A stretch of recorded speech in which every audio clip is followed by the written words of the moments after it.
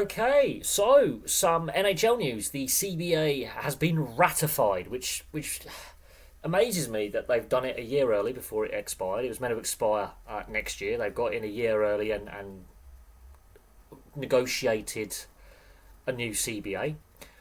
It runs through until 2030.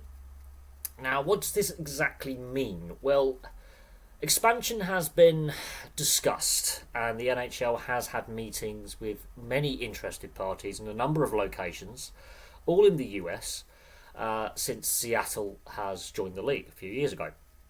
And the potential is there for potential expansion before 2030. And look, we've seen the CBA extended during COVID. And this is like the longest labour peace we've had since the 90s. I mean, as I say, we've seen three lockouts and player strikes since 1992. And a lot of people do point the finger of blame at Gary Bettman because of the labour unrest we've had as his tenure as commissioner. But it does bring some stability. I think the NHLPA and the NHL now have a good, or at least a better working relationship than they did in the past. And I wouldn't be surprised if expansion is announced before the CBA expires in 2030. We know the NHL has been having meetings with interested parties. We know cities like Atlanta and Houston, even New Orleans, for example, are in the conversation in regards to potential expansion locations. And this talk has been going on since Seattle joined the league as the 32nd franchise back in 2021. And during the Seattle expansion process, obviously, we had the COVID pandemic, and there was basically a renegotiation of the CBA during the COVID pandemic and the shutdown, which ironically went rather smoothly. In years past, we've seen these lockouts and player strikes and labour unrest and a poor relationship between the NHLPA and the league. And it does seem that now they have a much better working relationship. The NHLPA is now a bigger organisation than what it was during the player strike and the three previous lockouts, because we've had expansion in this period, and because they now have more members. They have more bargaining power. And with the NHL and their profits going through the roof in recent years, with the salary cap set to rise exponentially well over $100 million, it could rise as high as $120 million before this CBA expires. And the revenue's going up, and every team in the NHL, every franchise now being worth more than $1 billion, there's a lot of money at stake.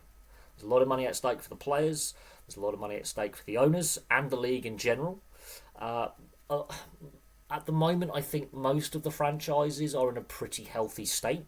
You could argue franchises like Buffalo, which have struggled for a long time to make the playoffs and be successful on the ice, you could argue that they're in a weaker position.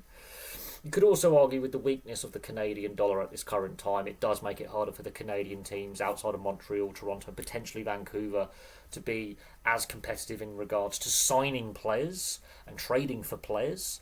And there is, in some quarters seem to be that bias towards the US franchises. And of course, we've not had a Canadian team win the Stanley Cup since 1993.